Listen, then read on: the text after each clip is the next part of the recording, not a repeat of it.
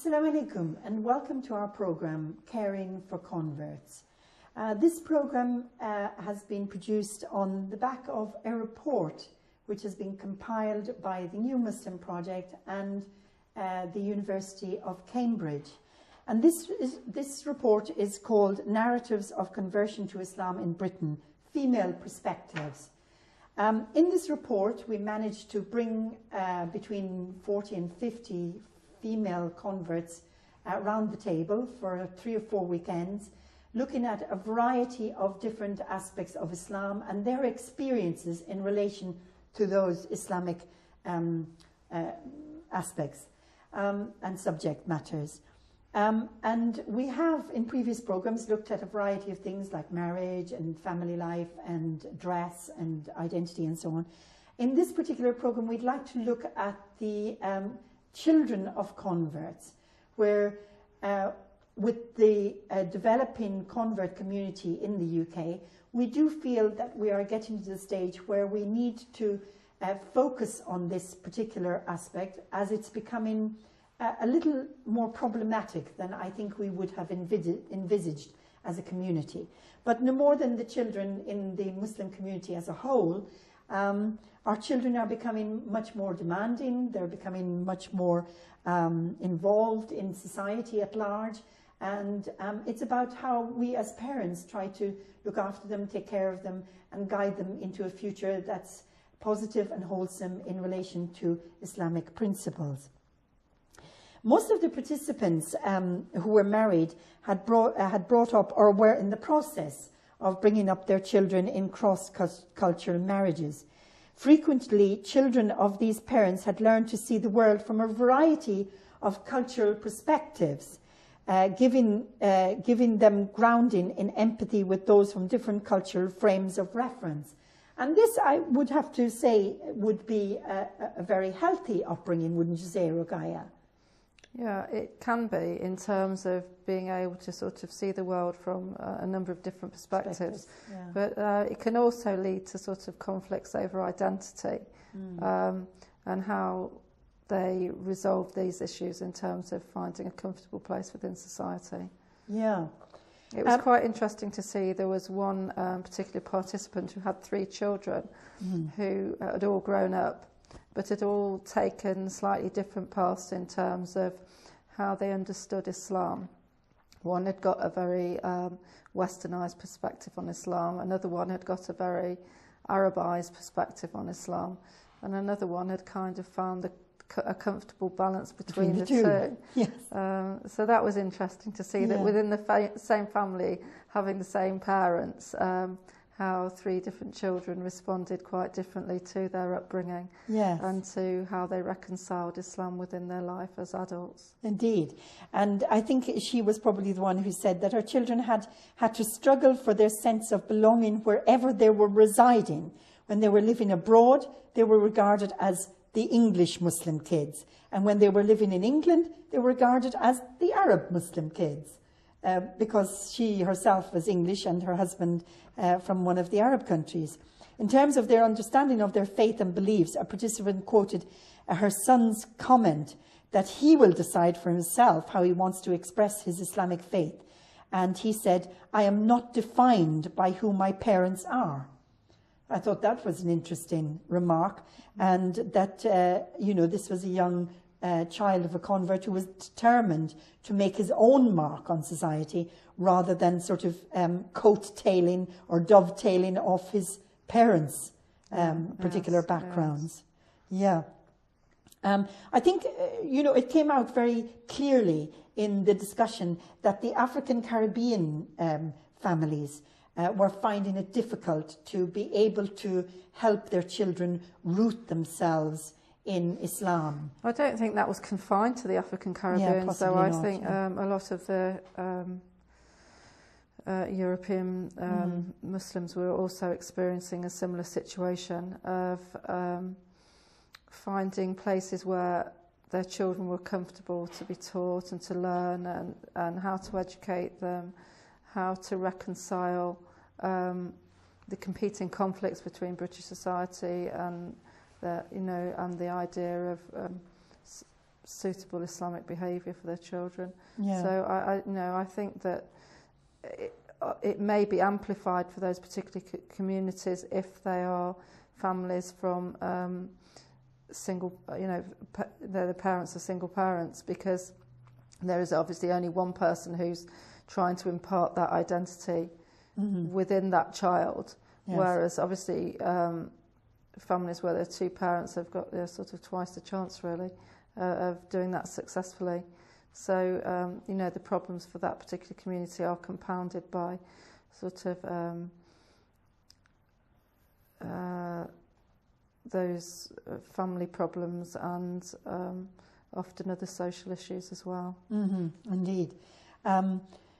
There were also, I mean, some of the African Caribbean children from both African Caribbean background and mixed race background, or mixed Caribbean background, were beginning to kind of challenge some of the racist attitudes of the Muslim community, and where, there seems to be more inclination towards marriages taking place between South Asian community and children of mixed heritage African Caribbean background now than there was certainly in the past.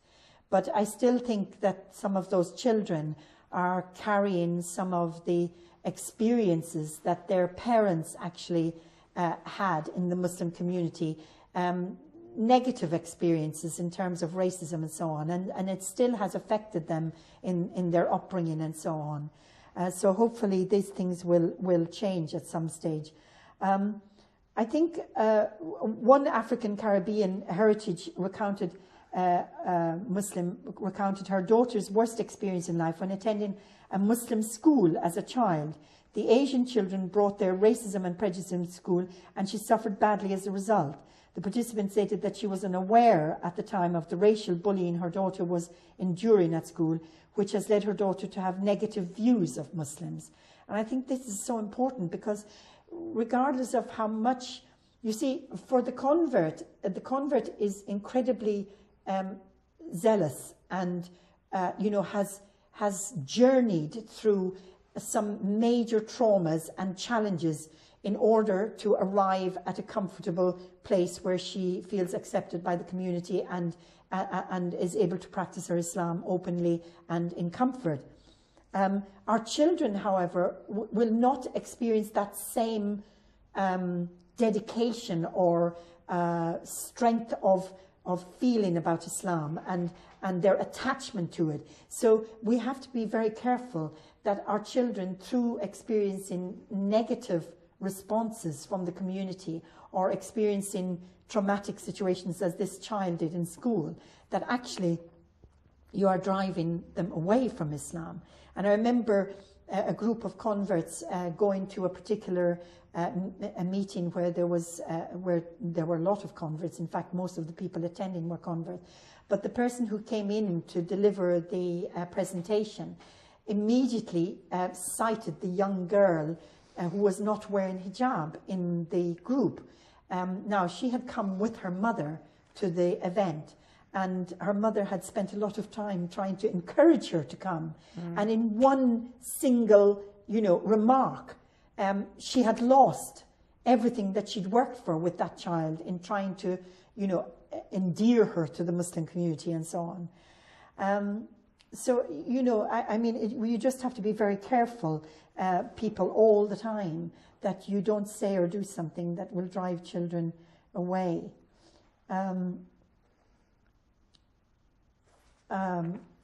There's also the problem of family support for converts with children, and that was a constant theme throughout the entire discussion. And I think personally for myself, it's been very difficult because my husband is Iraqi, and we got married at a time when, it was difficult, impossible, in fact, for him to go back to Iraq because of the unrest there, the war with Iran, and so on and so forth.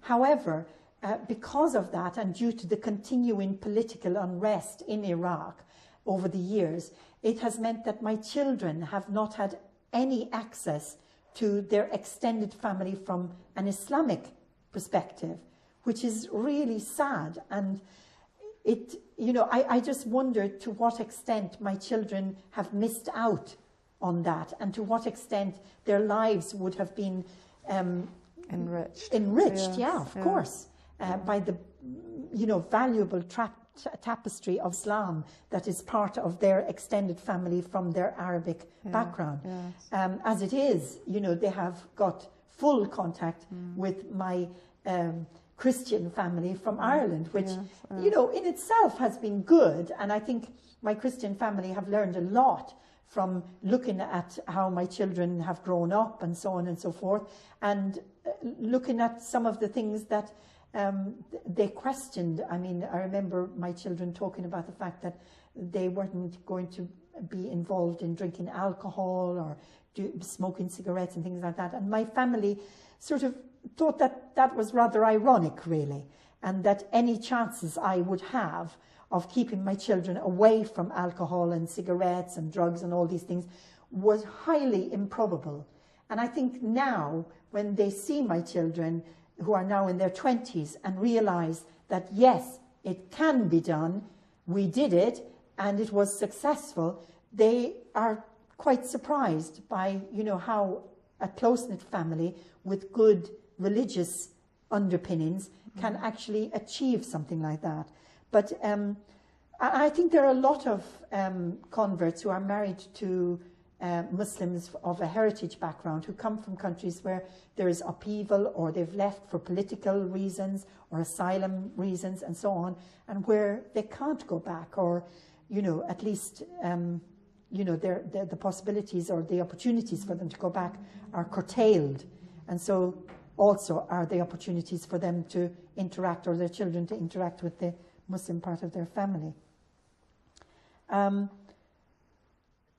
Some of the parents were seen to take a harsh, uncompromising approach to raising their children in Britain, failing to take account of the cultural influences that impacts their child's perceptions of activities that they wish to engage in. These parents seem to stamp out all life from their children by forbidding television, music, and all sorts of other ways and means of enjoyment. It was seen as important to raise children who were able to deal effectively with the society that surrounds them, while having at the same time an awareness of the importance of faith in their lives. A participant mentioned the need to find alternative activities for children if parents wanted to deter them from being interested in something they considered unsuitable. The importance of providing a good example to children was mentioned, along with listening to them, letting children express their own opinions, and spending time with them. What did you think, Ruqaya, listening to the women? How did you feel in terms of the success or failures of them being able to navigate that kind of middle ground? I think that's really difficult, and I wouldn't know them well enough to know how successful they'd been in terms of their families, but it did appear that a number of them had experienced quite difficult situations in terms of trying to impart Islam to their children in a way that they would retain it themselves as adults. Yes. And would become Indeed. a meaningful part of their lives. Indeed. But in terms of finding balances between things, that is always the sort of the tricky issue, and Indeed. and Indeed, if you got sort of the successful formula for that, then you'd be rich. Yeah, indeed we would. Yeah. So listeners, we will come back to this topic after the break. So see you very soon. Assalamu alaikum wa rahmatullah wa barakatuh.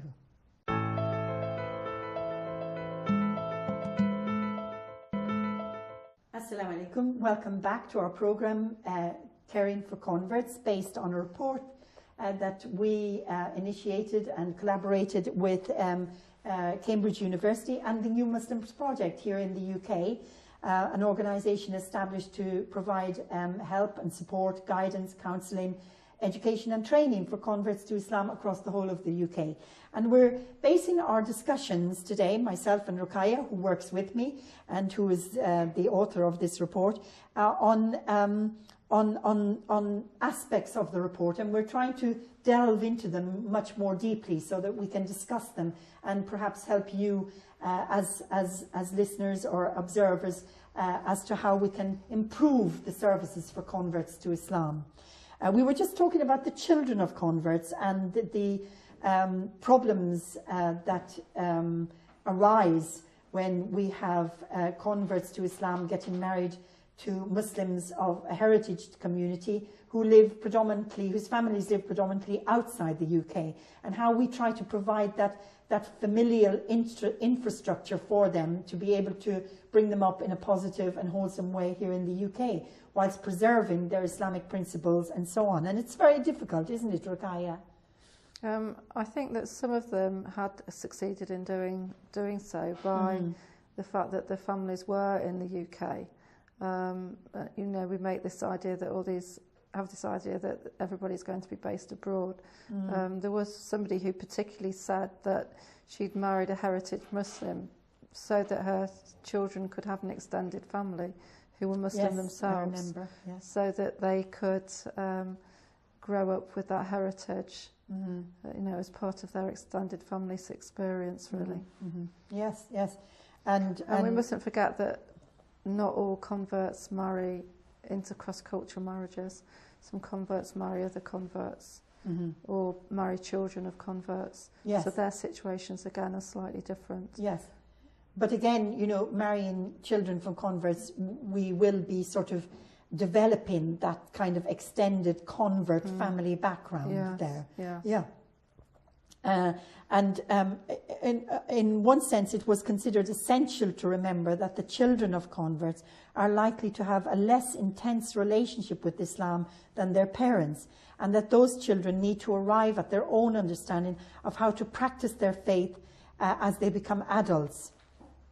And I think that was important as well, that, you know, as converts, you know, we seem to be intensely, you know, sort of focused because but of... I have seen children of converts who may have one parent who was a convert and the other parent was a heritage Muslim, or both parents of converts who are very strong in their faith. Yeah. There may not be so many that I've come across, but there are some. So some families are quite successful at, what's the word? Imparting their faith? Or, yes.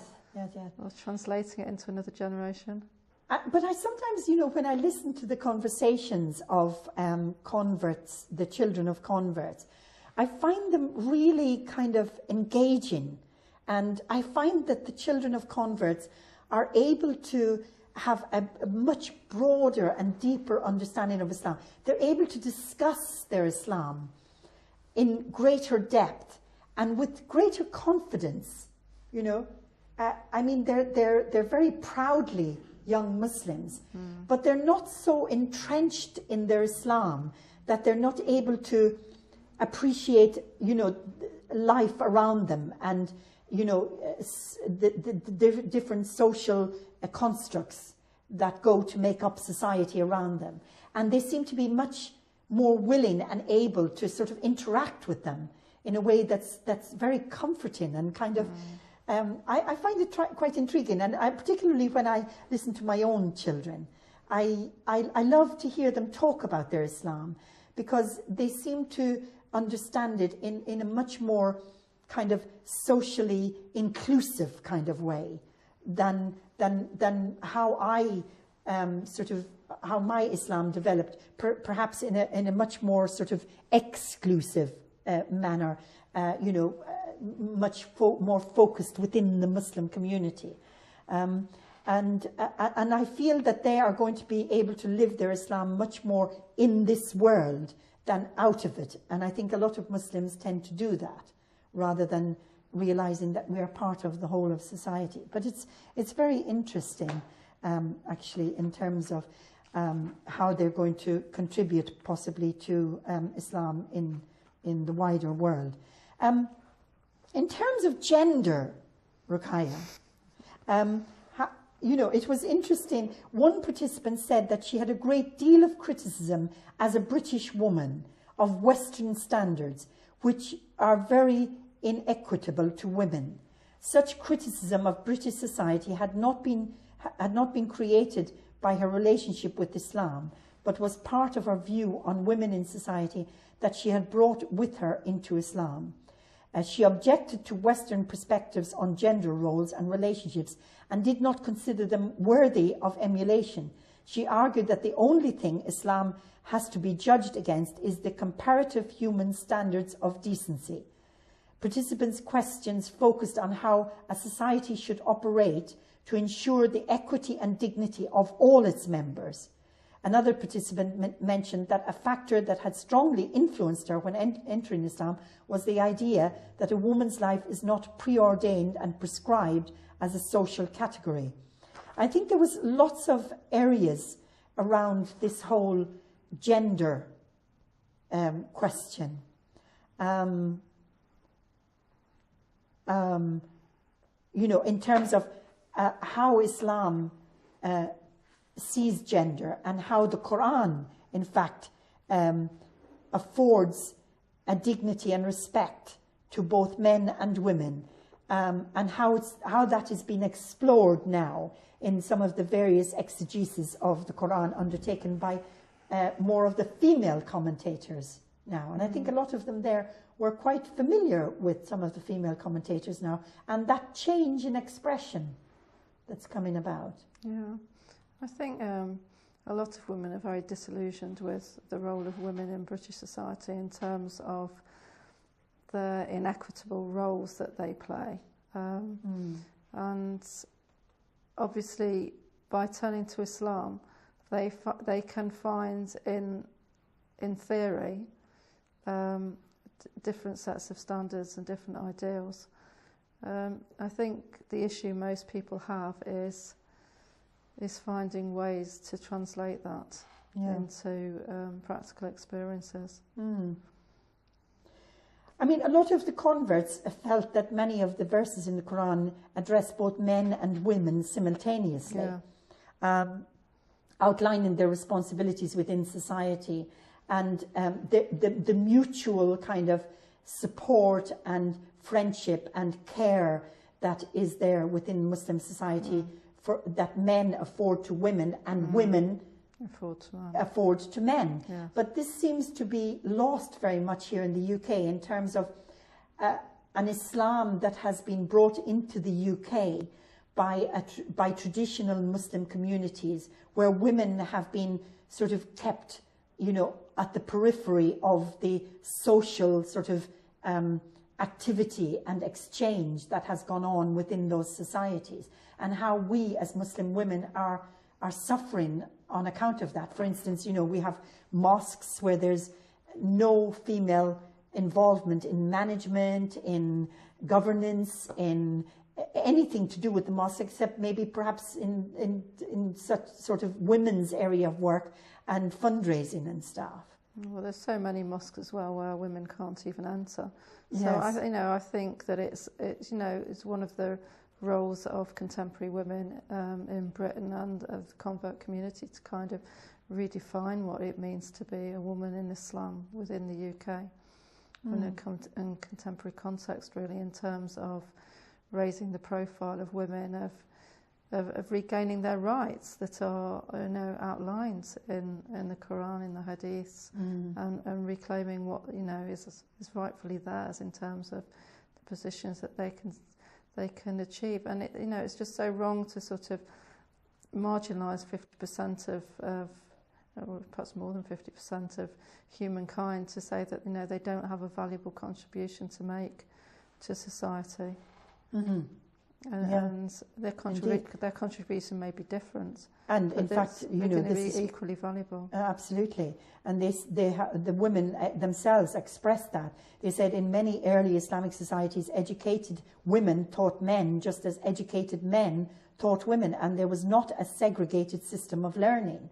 So, in early Islam, it was much more, inclusive. Yes. It was noted by participants that contemporary Moroccan scholars have sought to redress and reinterpret Sharia in order to ensure equality for women.